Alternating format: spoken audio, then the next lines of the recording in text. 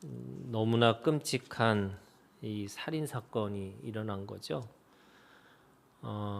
이 아합의 탐욕을 이 하나의 상징적으로 말하는 것이 나봇의 포도원의 사건이에요. 그리고 그 탐욕을 살인까지 이끌었던 사람이 바로 이세벨이에요. 그 이세벨이라고 하는 그 이세벨은 단순한 이름으로만 있는 게 아니라 요한계시록에 보면은 이 이세벨의 정신, 이세벨을 조심하라 이렇게 얘기하는 거예요. 그 이세벨의 정신이라고 하는 것은 결국 그 이세벨이 살았던 그러니까 26절에 있는 말씀에 보면 그가 여호와께서 이스라엘 자손 앞에서 쫓아내신 아모리 사람의 모든 행함같이 우상에게 복종하여 심히 가증하게 행하였더라. 이 아모리 사람의 가증함이 바로 이세벨의 정신이라고 할 수 있죠. 네, 그것이 뭐냐면 거룩한 곳에 거룩하지 않는 것이 서 있는 것과 같은 거예요. 이 악은 진짜 악은요. 가장 최고의 거룩한 모습처럼 오는 거예요. 이게 그 피 흘리고 이게 머리 휘날리고 뭔가 이렇게 소복 입고 이런 귀신은 이 순진한 귀신인 거예요. 진짜 귀신은 거룩한 곳에 서 있는 거룩하지 않는 것이 그 행세를 하고 있는 거죠. 천사의 모양을 하고 있는 거고요. 그게 자칫 신의 모습처럼 하나님의 모습처럼 보이는 것처럼 이야기를 하고 있는 거죠. 그런데 이 본질은 거룩한 것이 아니고 가장 탐욕스럽고 그리고 그 탐욕의 끝은 남의 것을 빼앗는 거죠. 그 빼앗고 그리고 그 빼앗을 뿐만 아니라 죽이는 겁니다.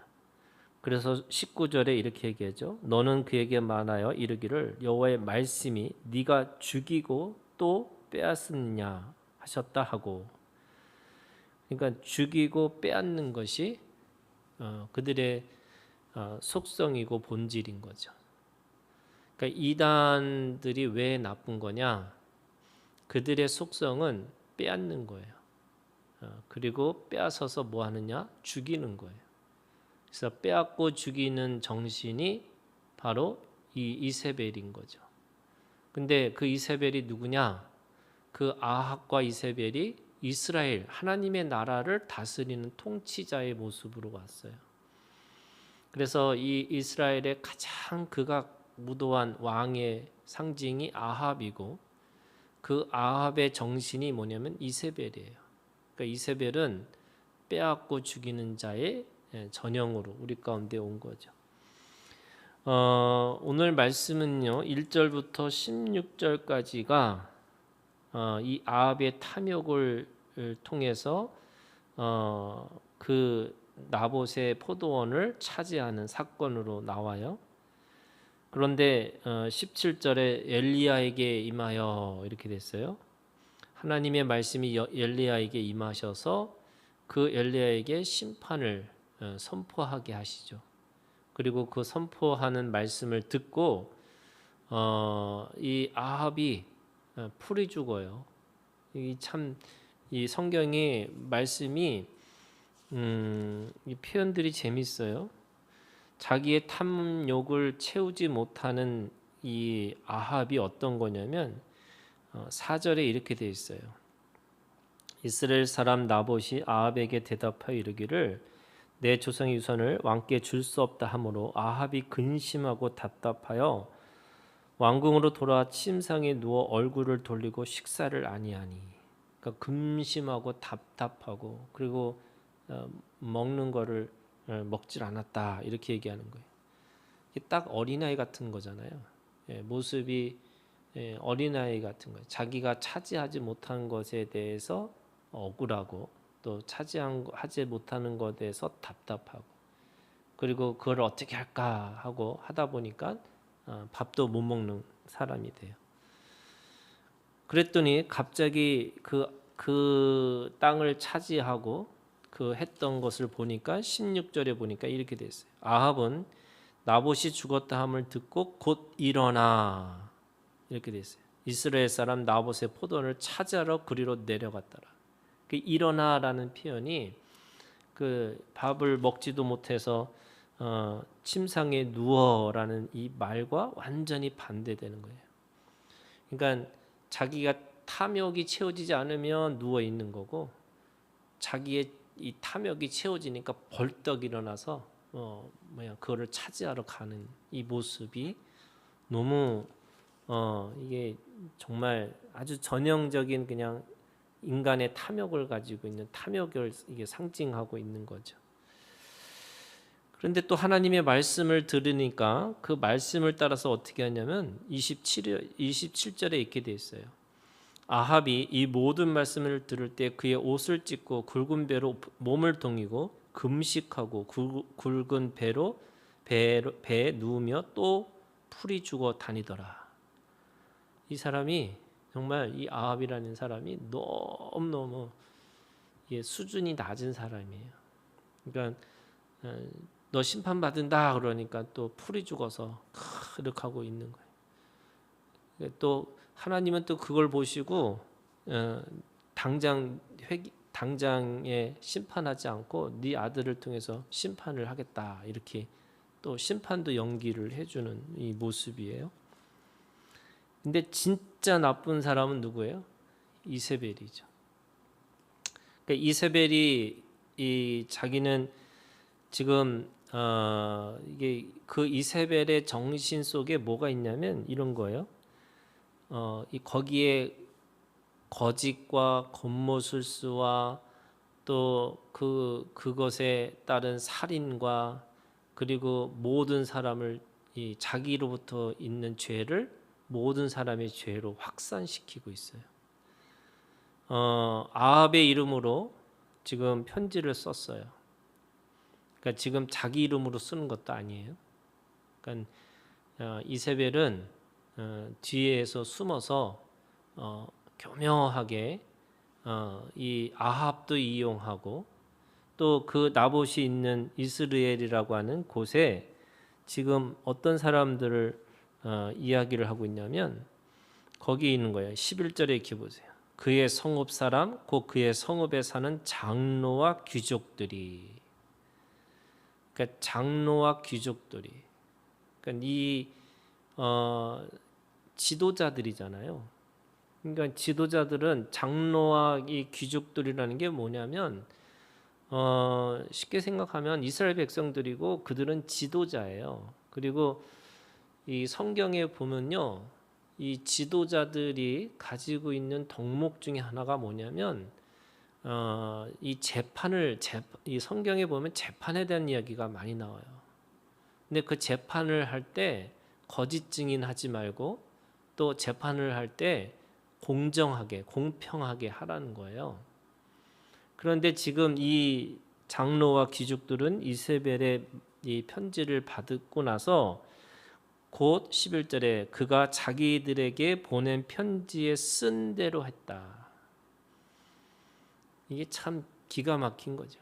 그러니까 이 잘못된 지도자를 그 또 다른 지도자들이 그걸 견제하고 비판하고 또 믿음으로 거부하고 이래야 되는데 오히려 그들이 그 편지에 쓴 대로 이 살인에 함께 동참하는 거죠. 그리고 불량자들을 통해서 거짓 증인을 만들어서 나봇을 돌로 쳐서 죽이게 만드는 거예요. 편지 하나로 그 동네 사람들을 또는 이스라엘 백성들을 죄인으로 살인자로 만드는 거예요. 이 얼마나 이 악의 이 영향력, 이 악의 능력이라는 게 정말 대단한 거잖아요.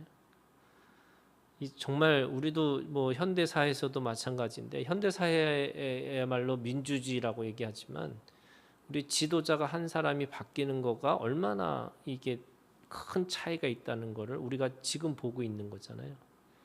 근데 똑같아요.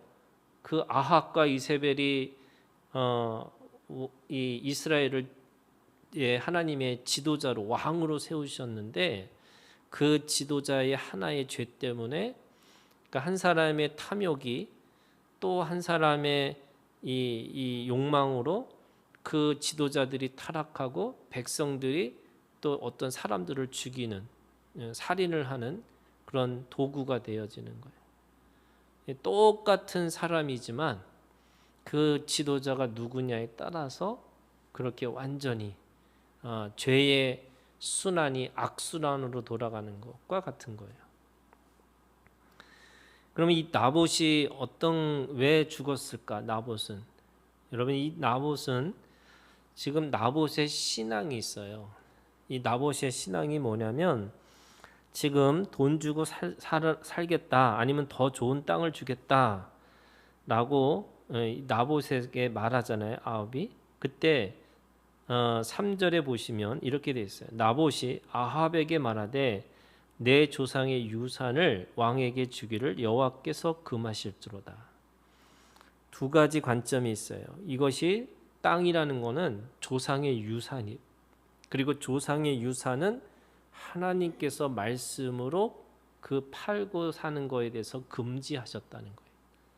그러면 이 나봇에 가지고 있는 신앙이라는 게 뭐냐면 그 하나님의 말씀을 말씀대로 믿겠다는 거예요. 그게 레위기 25장 23절에서 28절에 있는 말씀이에요.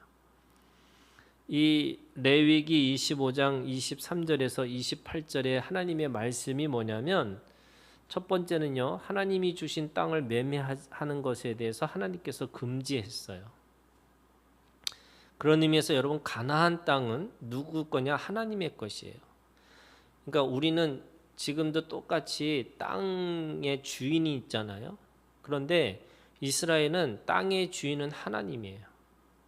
그러니까 함부로 자신이 그 땅을 내가 영원히 차지하겠다라고 할 수가 없어요. 그래서 그 땅은 하나님의 땅이다라고 하는 것이 각각의 12족속과 그 족속의 각각의 사람들에게 땅을 나눠줬지만 그 땅의 진짜 주인은 하나님이야 이런 거예요. 그리고 그 땅을 소유한 사람들에게 뭐가 있냐면 그 하나님의 땅이기 때문에 청지기의 사명이 있는 거예요. 그러니까 청지기로서의 그 사명을 사는 거예요. 그러니까 그 땅이라고 해서 내가 함부로 쓰는 것도 아니에요. 왜? 하나님의 땅이잖아요. 근데 사람이 가난할 때가 있어요. 너무 힘들 때가 있어요. 그때는 파는 조건이 있어요. 그게 뭐냐면 형제와 친족에게만 팔 수가 있어요. 그러니까 형제와 친족에게 사는 거예요, 파는 거예요. 그래서 그 팔고 나서 어떻게 하느냐? 희년이 되면, 그러니까 예를 들면 77에 49년, 이제 우리가 안식년이 돌아와서 7번이 돌아오면 49년에 그리고 그 49년이 지난 희년이 되면 50년이 되면 그 땅을 다시 원주인에게 돌려줘야 돼요. 이게 희년 사상이에요. 왜요? 그건 하나님으로부터 받은 거기 때문에 그런 거예요. 그래서 아무리 돈이 많아도 그 희년이 되면 다시 다 돌려줘야 돼요. 그리고 아무리 가난해도 다시 그 땅을 돌려받는 거예요. 그게 희년의 정신이에요. 그러니까 이 나봇은 그 땅을 함부로 팔 수도 없고 팔아도 친족에게 팔아야 되고 또 친족에 팔더라도 희년이 되면 다시 자신에게 돌아오는 증서가 있어야 되는 거죠.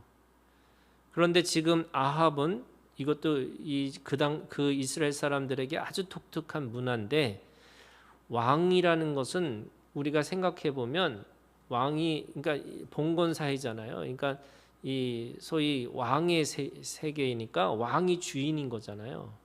그러니까 왕은 마음대로 자기 땅을 마음대로 차지하고 마음대로 사람들의 것을 뺏을 수 있다고 생각하는 건데 이스라엘 백성들은요 왕은 그런 왕이 아니에요. 똑같이 청지기예요.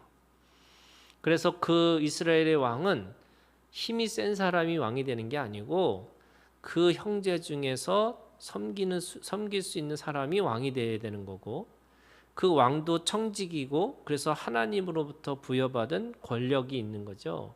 자기 스스로 권력을 가졌다고 생각하는 게 아니에요. 그래서 왕도 하나님의 종으로 하나님의 청지기로서 그래서 그 왕의 땅을 하나님이 특별하게 왕의 것을 차지할 수 있게끔 하는 거지만 그 왕의 땅은요, 이 돈 주고 사기도 하지만 이 땅은 기본적으로 그냥 왕의 땅으로 계속 남아 있는 땅들이 있는 거지.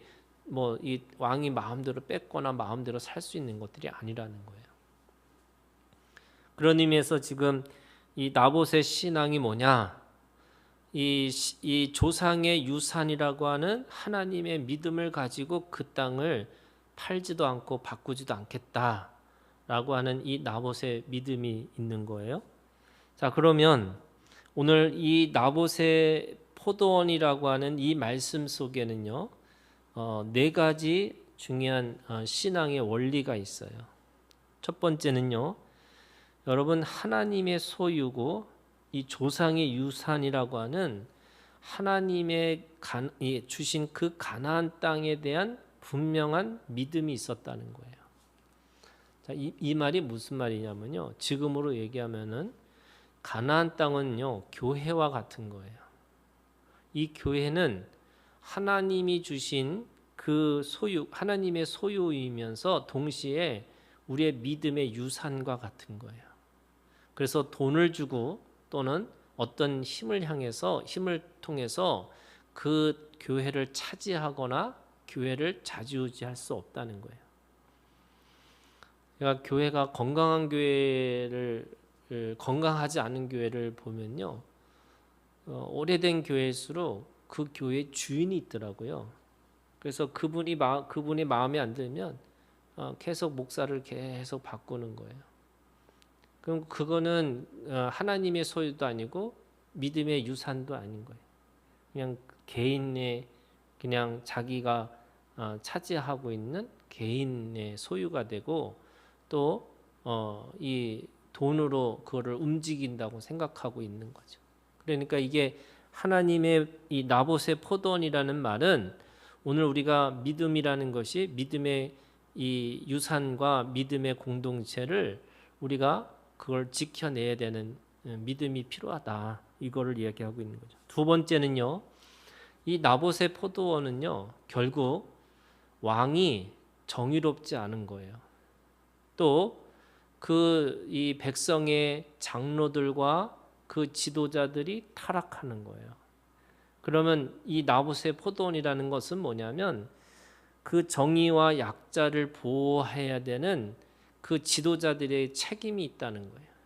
그러니까 오늘 우리가 주님 안에서 공동체라는 것은 지극히 작은 자들을 보호해주고 그 지극히 작은 자들을 위한 생명의 공동체가 되어야 되는 거예요.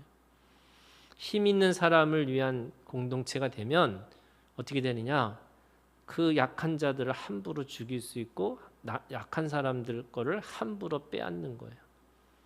그러니까 저는 교회는 지극히 작은 자를 위한 배려들이 있는 거예요. 그 믿음의 수준이 있는 사람들을 중심으로 믿음의 그걸로 따지고 가면 거기에 올 수 있는 사람이 아무도 없어요. 사자는 담이 높아요. 근데 어린 양은 그 담이 없는 거예요. 하나님 앞에서 우리가 생명을 살린다는 건 뭐냐면 내가 가지고 있는 그 담을 없애버리는 것과 같은 거예요. 이게 툭툭 걸리죠. 그런데 그 걸리는 것으로 더 높은 담을 쌓아서 더 높은 수준으로 올리면 되는 게 아니고요. 그 담을 없애버리는 거예요. 그게 이 약자를 보호하는 거예요. 세 번째는요, 신년의 신앙과 공동체의 가치를 추구하는 거예요. 이 말은 무슨 얘기냐면 이 조상의 유산이라고 하는 거잖아요. 이 가나안 땅이 이 가나안 땅이 재밌어요. 그 이스라엘 사람들은 제국을 꿈꾸지 않았어요. 이게 참 중요한 원리인데 그 제국의 옆에 있는 나라이기 때문에 애굽에서 핍박을 받았죠. 또 아수르라고 하는 이 시리아의 핍박을 받았죠. 그 다음에 페르시아라고 하는 이 제국 앞에서 나라를 빼앗겼잖아요. 그 다음에 그리스의 제국이 있었고요. 로마의 제국이 있었어요. 그러니까 그 제국 앞에서 늘 이 이스라엘은 겨우겨우 연명하는 것처럼, 또 어떤 때는 완전히 망한 것처럼 나라를 다 빼앗기는 신세가 됐었어요.